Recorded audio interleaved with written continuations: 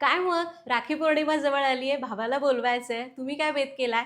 मी बघा इतका सगळा बेत केलाय, तो सुद्धा संपूर्ण महाराष्ट्रीयन स्वयंपाक आहे बरं का. प्रत्येक वेळी कशाला ते छोले आणि पनीर पाहिजे?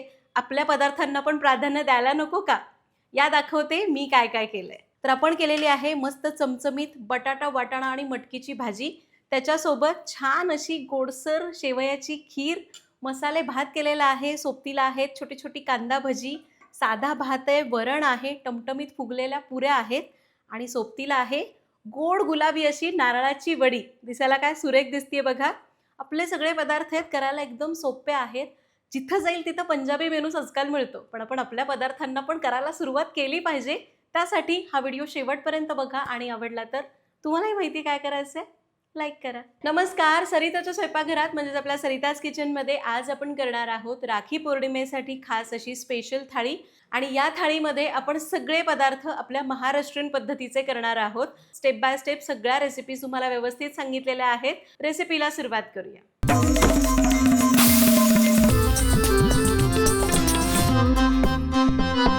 आपण सुरुवात करतो आहोत गोडापासून. गोडामध्ये आपण करतोय शेवयाची खीर. त्यासाठी लागणारं साहित्य बघू.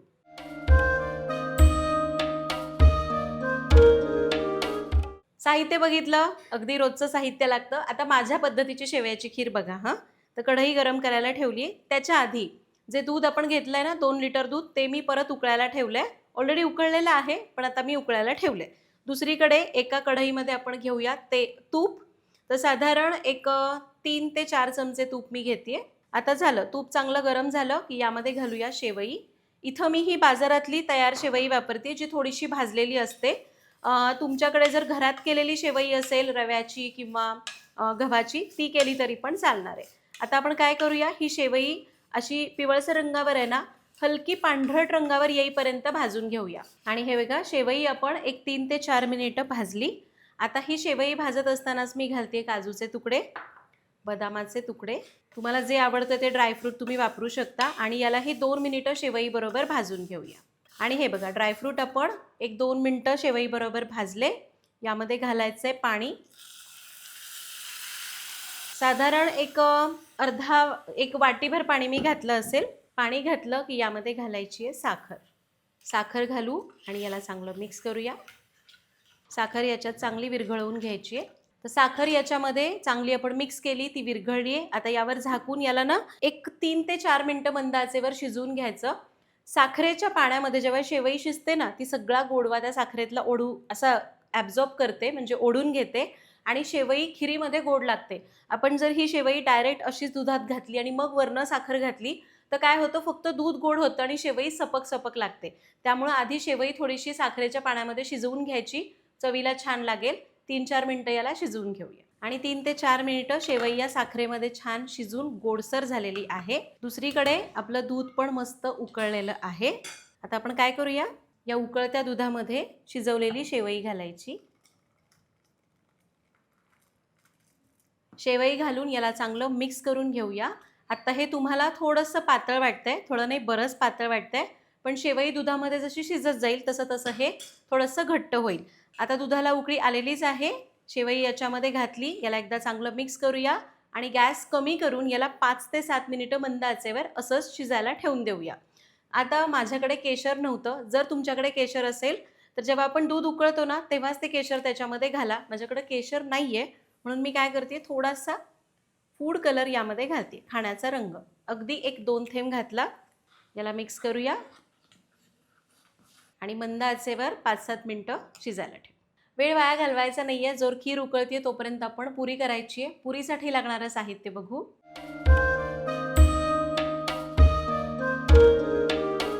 साहित्य बघितलं. जेव्हा तुम्ही 10 लोकांसाठी पुऱ्या करता संपूर्ण स्वयंपाक असताना, त्यावेळी साधारण 1 किलो 900 ग्रॅम ते 1 किलो गव्हाचं पीठ लागतं. मी थोडंसं जास्त सांगते कारण कमी पडायला नको म्हणून.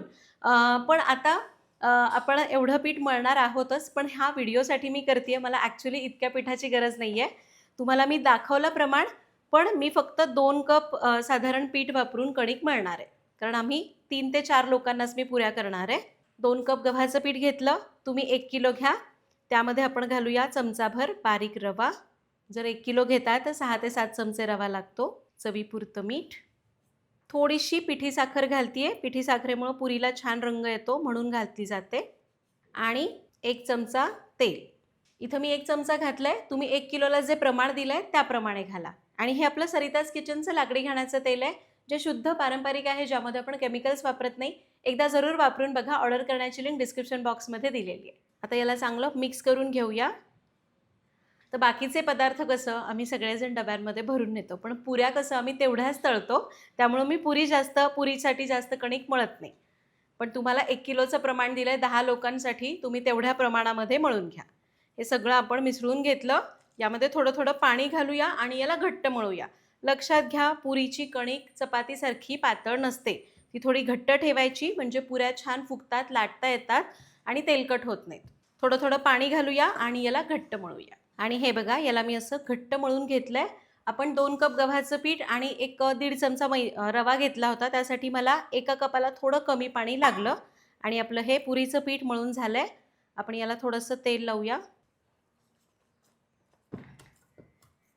आणि यावर झाकून याला एक अर्धा पाऊण तास भिजायला ठेवू. तोपर्यंत आपण बाकीची तयारी करू. आणि कणिक आपली भिजून होत होती तोपर्यंत खीर पण बघा काय छान तयार झाली आहे.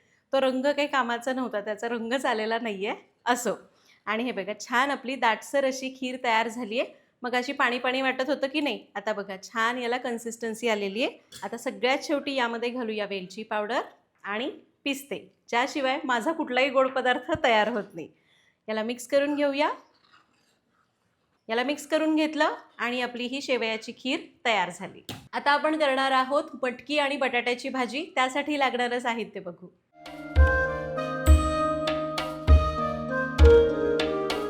भाजीचं साहित्य बघितलं. आता भाजी करण्यासाठी एक मोठी कढई गरम करायला ठेवली. आता 10 लोकांसाठी ही 7 लिटरची कढई आहे, ती पुरेशी होते. सेंटीमीटरमध्ये म्हणाल तर 30 सेंटीमीटरची कढई आहे. यापेक्षा आणखीन मोठी घेतली तरी चालेल, जर तुम्हाला अशी थोडीशी जास्त पातळ रस्सा भाजी करायची आहे तर. आता यामध्ये घेऊया 8 ते 10 चमचे तेल. 10 लोकांची भाजी आहे तर एवढं तेल लागणारच. जवळपास अर्धी ते पाऊण वाटी तेल घेतलं. तेल गरम झालं. यामध्ये घालूया मोहरी. मोहरी चांगली तडतडून द्या. हे बघा, असा आवाज आला पाहिजे. मोहरी तडतडली. आता घालूया जिरं. गॅस कमी करून घालूया हिंग आणि कढीपत्ता. बारीक चिरलेला कांदा आणि आलं लसणाची पेस्ट 2 चमचे. साहित्य मी स्क्रीनवर तर दिलंच होतं मगाशी, त्याचबरोबर डिस्क्रिप्शन बॉक्समध्ये सुद्धा दिलेलं आहे. 10 लोकांचं प्रमाण आहे, त्यामुळे अगदी हे बिंदास घ्या, बरोबर पुरतं. पाहिजे तर तुम्ही थोडं जास्त घेतलं तरी चालेल, कारण हा स्वयंपाक आवडला तर किती पुरेल हे सांगता येत नाही. आता कांदा चांगला मऊसर होईपर्यंत परतूया. आणि हे बघा, एक 4-5 मिनिटातच मोठ्या गॅसवर कांदा चांगला परतून घेतला. आता यामध्ये घालूया टोमॅटो. टोमॅटो छान पिकलेले घ्या, चव खूप मस्त येईल. टोमॅटो बरोबरच आपण मसाले घालू. हळद, मिरची पावडर, तिखट मिरची पावडर घातली आहे. रंगासाठी बेडगी मिरची पावडर आणि धणेपूड, ज्यामुळे भाजीला छान दाटसरपणा येईल. याबरोबरच घालूया थोडंसं पाणी. याला आपण चांगलं मिक्स करून घेऊया. आणखी मी थोडंसं पाणी घालते. आता हे परतत बसायला वेळ जास्त जाईल, कारण प्रमाण जास्त आहे, त्यामुळे यावर झाकूया आणि याला एक 5 ते 7 मिनिटांची वाफ काढू. फक्त मध्ये 1-2 मिनिटांनी सारखं हलवून घ्यायचं. तर एक 5 ते 6 मिनिटं पण नाही लागली. झाकून ठेवलं की एक 4-5 मिनिटातच बघा हे अगदी छान मस्त मसाले टोमॅटोमध्ये शिजले. टोमॅटो मऊ झालेला आहे. आता यामध्ये आपण घालूया मटार, मटकी. किती छान लागते ना मटार, मटकी आणि बटाट्याची भाजी. पण आपण काय पनीर, छोले हे करतो. करावेत, पण कधीतरी सणासुदीला आपल्या पदार्थांना जास्त प्राधान्य द्यावं असं मला वाटतं. आता घालूया मीठ चवीपुरतं. मी सगळं मीठ आत्ताच घालून घेतलं. याला आपण मिक्स करून घेऊया. किती छान रंगीबेरंगी भाजी दिसते ही. झालं.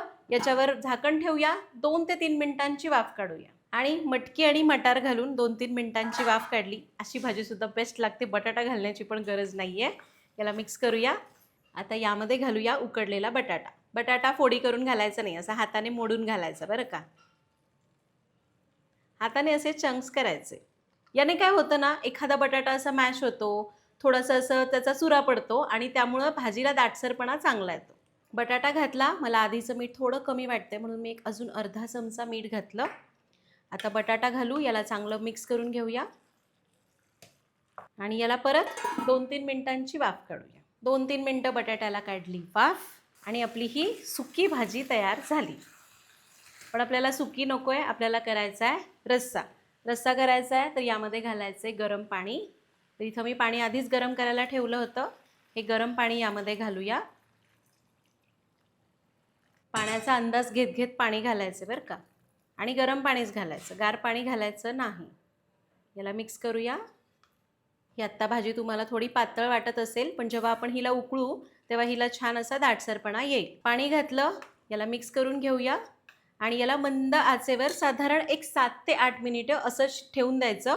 फक्त काय करायचं, कंप्लीट न झाकता अशी अर्धी पळी आडवी लावायची आणि याच्यावर झाकण ठेवायचं आणि दर 2-2 मिनिटांनी हलवून घ्यायचं. 5 ते 7 मिनिटं याला असंच ठेवूया आणि जोपर्यंत आपली भाजी शिजते, वेळ वाया घालवायचा नाही. आपण करूया मसाले भात. त्यासाठी लागणारं साहित्य बघू.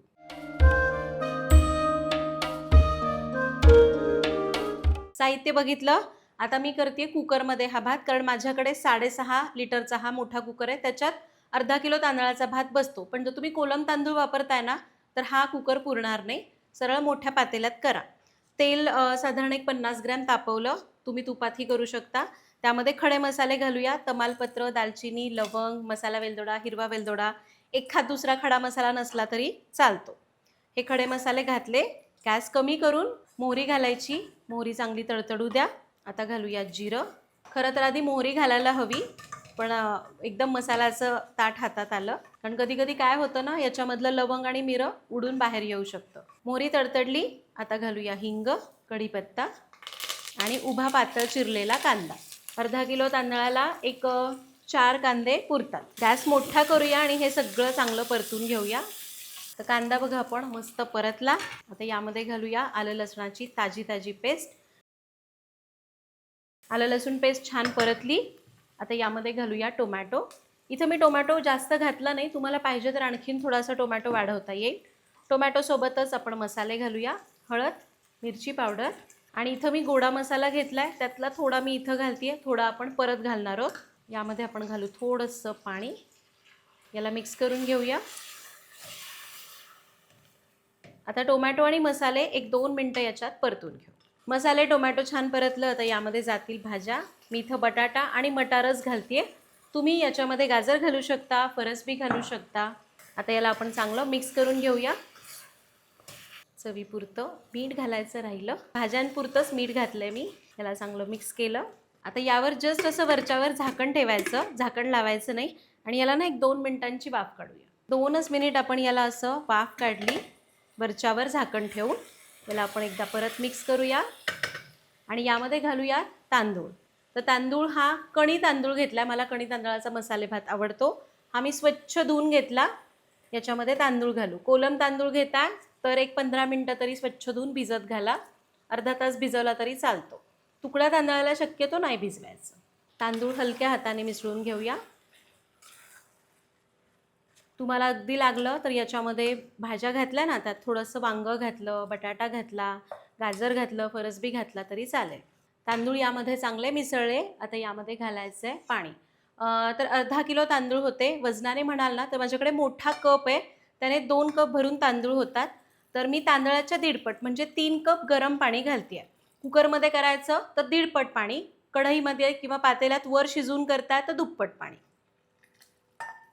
किंवा अगदीच तुम्ही तांदळाचं प्रमाण घ्यायचं, वाटीने वगैरे मोजलं नाही तर काय करायचं, पाणी घालायचं, याला मिक्स करायचं आणि तांदळाच्या वर साधारण अर्धा 1 इंच येईल इतकं पाणी घालायचं. पाणी घातलं. आता घालूया चवीपुरतं मीठ. उरलेला गोडा मसाला. गोडा मसाला नाही आहे, गरम मसाला घाला, पण प्रमाण अर्धं घ्या.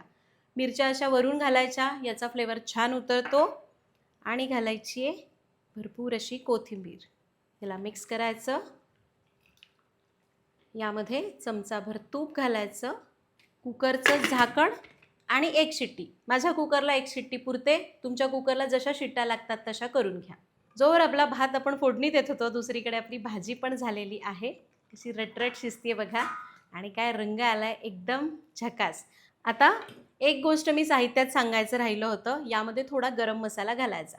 अगदी एक छोटा चमचा भरून गरम मसाला घाला, चव 1 नंबर लागते. साहित्यामध्ये मी सांगायला राहिलं होतं. याला मिक्स करून घेऊया आणि याला आता 2 मिनटं मंद आचेवर शिजून देऊ. आणखी एक गोष्ट, याच्याशिवाय भाजी पूर्ण होत नाही. भरपूर अशी चिरलेली कोथिंबीर घालू आणि याला 2 मिनटं न झाकता शिजून देऊ, म्हणजे मग गरम मसाला याच्यामध्ये शिजला जाईल. आता हे बघा, ही भाजी अशी छान एकसंध आली आहे, ग्रेव्ही झाली आहे थोडीशी, बरोबर. तुम्हाला जर वाटलं की भाजीला पाणी जास्त घालायचं आहे, पुरणार नाही, किंवा तुम्हाला थोडीशी रस्सा जास्त करायचा आहे, तर मी सजेस्ट करेन धणेपूड थोडीशी जास्त घाला. आणि आपण जो बटाटा घालतो ना, जेव्हा आपण याला असं उकळून घेतो त्यावेळी काय करायचं, यातल्या बटाट्याच्या फोडी थोड्या थोड्या 1-2 मॅश करायच्या, याला चांगलं मिक्स करायचं आणि मग एक पुन्हा 2-3 मिनटं उकळून घ्यायचं. भाजीला छान दाटसरपणा येईल, जरी तुम्ही पाणी जास्त घातलं असलं तरी. 2 मिनटं उकळून घेऊया आणि 2 मिनिटं आपण याला न झाकता उकळून घेतलं आणि आपली ही भाजी तयार झालेली आहे. वरून घालायची आहे भरपूर अशी चिरलेली कोथिंबीर. गॅस बंद करूया आणि याला मिक्स करूया. आपली ही मस्त बटाटा, मटकी आणि मटारची भाजी तयार आहे. दिसते ना भारी? तर इकडे भाजी तयार झाली आहे, दुसरीकडे याची शिट्टी होणार आहे, कुकर गार होतोय. तोपर्यंत आपण भज्याचं पीठ मळून घेऊया, म्हणजे आपण गोल भजी करणार आहोत. त्यासाठी लागणारं साहित्य बघू.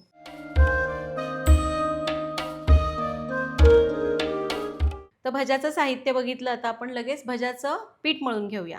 तर मोठ्या भांड्यात घेऊया कांदा. जेव्हा आपण गोल भजी करतो ना, जी मऊसूत असते, त्याच्यामध्ये कांदा आणि बेसनाचं प्रमाण अगदी योग्य असेल तर ती छान होते. तुम्ही जर कांदा कमी आणि बेसन जास्त घातलं तर ती पिठूळ लागते.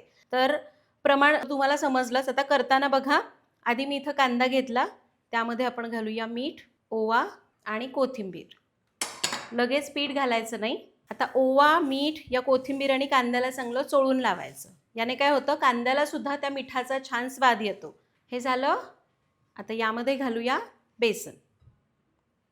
तर जेवढा कांदा तेवढं बेसन. समजा जर तुम्ही एक कांदा चिरलाय, तो अर्धी वाटी होतोय, तर अर्धी वाटी बेसन घाला, किंवा थोडं जास्त चालेल. आता आपण याच्यामध्ये हे बेसन चांगलं मिक्स करूया. मी उरलेलं सगळं बेसन घालतेय. तर उरलेलं सगळं बेसन आपण घातलं. सोबतच घालूया तांदळाचं पीठ. याला आधी मिक्स करूया. आता थोडं थोडं पाणी घालूया आणि याला सरसरीत मळूया. हे जे गोल भज्याचं पीठ असतं ते खूप घट्ट ठेवायचं नाही, किंवा अगदीच पातळ करू नका. खूप पातळ केलं तर भजी एकदम चपटी चपटी होतील, आणि खूप घट्ट केलं तर भजी घशात दाटल्यासारखी होतील. थोडं थोडं पाणी घालू आणि याला सरसरीत मळून घेऊ. जर तुम्ही याला सुरुवातीलाच असंच बेसनामध्ये भिजवून झाकून ठेवलं, बऱ्याच वेळाने करायला घेता, तर पाणी कमी घालावं लागेल. आणि हां, आमच्याकडे या भज्यामध्ये मिरची पावडर घातली जात नाही, किंवा हळद पण घातली जात नाही. अशीच भजी केली जातात. हॉटेलची भजी पण अशीच असतात. आणि हे बघा, मी याला घेतलं आहे भिजवून. याची कन्सिस्टन्सी बघा अशी आहे. अशी कन्सिस्टन्सी पाहिजे. वरून सोडलं की असे गोळे पडतात, पण एकदम घट्ट गोळा नको. असं हाताला ना खूप जास्त अवघड नाही गेलं पाहिजे. हे सगळं आपण चांगलं मिक्स केलं. आता मगाशी म्हटल्याप्रमाणे आमच्याकडे याच्यात हळद किंवा मिरची पावडर घालत नाहीत, पण आम्ही एक गोष्ट घालतो, ती म्हणजे मिरची. तर मिरची अशी मोठे मोठे तुकडे करून घालायची. म्हणजे काय आहे ना, मुलांना सुद्धा तुम्हाला द्यायची असेल तर कळते वरच्यावर की ह्याच्यात मिरची, हा भजी द्यायला नको. त्यामुळे आम्ही अशी थोडीशी मोठी मोठी तुकडे करून मिरची घालतो. किंवा आमच्याकडे काय करतात, मग आधी मिरची घालायच्या आधी भजी काढतात, आणि मग मुलांसाठी काढून झाली की मग मिरची घालून उरलेली भजी तळतात. आता यामध्ये घालूया अगदी पाव चमचा खाण्याचा सोडा. सोडा जास्त घालू नका, नाहीतर भजी खूप जास्त तेल ओढतात. अगदी पाव चमचा खाण्याचा सोडा घातला. तुम्हाला सोडा घालायचा नाही आहे. एक आपण भज्याला तेल तापवतो की नाही, चांगलं कडकडीत तापलं की त्यातलंच एक 4-5 चमचे तेल या पिठामध्ये घालायचं. मग त्यावेळी सोडा घालण्याची गरज नाही. सोडा घालून याला मिसळून घेतलं आणि आपलं हे भज्याचं पीठ तयार झालं. लगेच भजी करूया. आता भजी मी लगेच करायला घेते. त्यासाठी कढईमध्ये तेल गरम करायला ठेवलं आहे. आता भजी कुठल्याही प्रकारची करा, तेल व्यवस्थित गरम पाहिजे. बघूया तेल कसं तापलं आहे. हे बघा, तेल व्यवस्थित तापलं आहे. मिश्रण टाकलं की पटकन तळून वर येतं आहे. आता आपण काय करूया, गॅस मी सुरुवातीला जरा मोठाच ठेवते, कारण सुरुवातीला जरा तेलाने ताव धरलेला नसतो म्हणून. आणि एक छोटी छोटी गोल गोल भजी घालून घेते. इथं एक लक्षात घ्या, भजी जरी आपण घातली तरीसुद्धा गर्दी करायची नाही. तुम्ही प्रमाणापेक्षा जास्त भजी घातली तरीसुद्धा ती नीट तळली जाणार नाही. तेलाचं तापमान कमी होईल आणि भजी तेलकट होतील.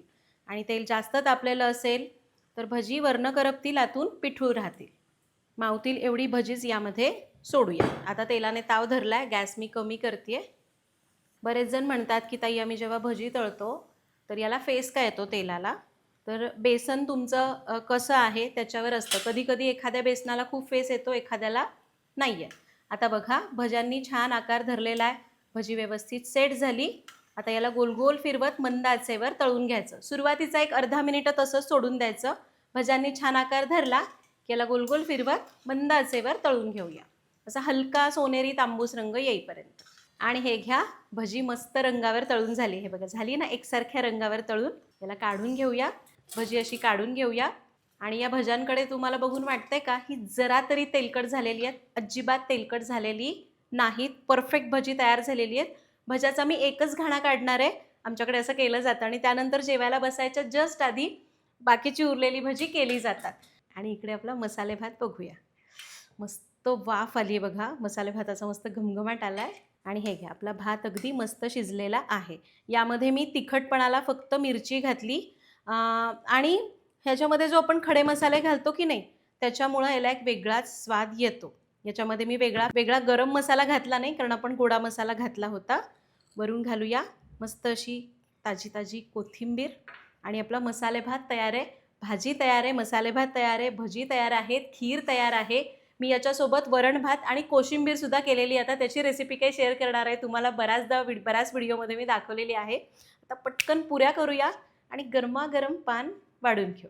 आणि एवढं सगळं होईपर्यंत पुरीचं पीठ मस्त भिजलं आहे. आता याला खूप मळत बसण्याची गरज नाही आहे, आपण आधीच थोडं घट्ट ठेवलं होतं, त्यामुळे आता बघा परफेक्ट पीठ झालेलं आहे. अशी कन्सिस्टन्सी असेल ना, पुऱ्या छान होतात बघा. याला एकदा एकसारखं करून घेऊया. आता याचे गोळे करूया. तुम्हाला पुरी जशी लहान मोठी हवी त्याप्रमाणे गोळे करून घ्या. पण पुरी शक्यतो थोडी जाड ठेवायची, खूप पातळ नाही किंवा खूप पण जाड नाही.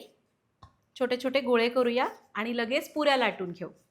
आता पुरी करताना माझ्या काही टिप्स तुम्ही फॉलो केल्या तर सगळ्या पुऱ्या छान फुगतील सुद्धा, अजिबात तेलकट होणार नाहीत आणि चवीलाही चांगल्या लागतील. तर पुरीचं पीठ पहिलं तर घट्टच ठेवायचं, जसं तुम्हाला आता दिसतंय तसं.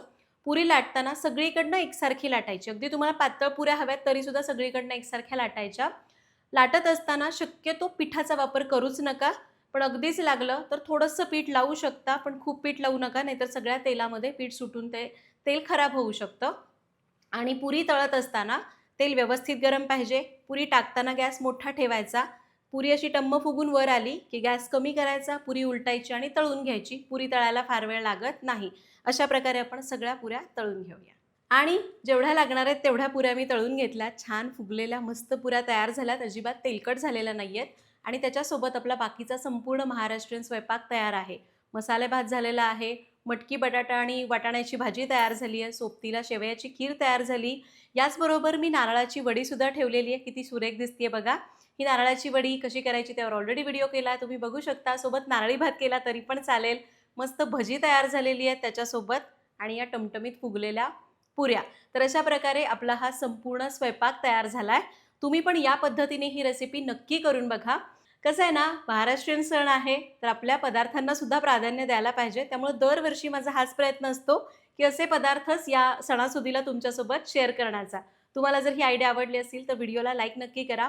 आणि इथं मी कांदा भजी केली, तुम्ही त्याच्याऐवजी सुरळीची वडी किंवा अळूची वडी करू शकता. खूप वेगवेगळे वडींचे प्रकार आहेत, कोबीच्या वड्या करता येतील. तर अशा प्रकारे आपला हा संपूर्ण स्वयंपाक तयार झालेला आहे. तर तुम्ही पण ही रेसिपी जरूर करून बघा. तुम्हाला येत्या राखी पौर्णिमेच्या श्रावण महिन्यामध्ये जे काही सणसूद येणार आहेत त्या सर्व सणांच्या खूप मनापासून शुभेच्छा. धन्यवाद.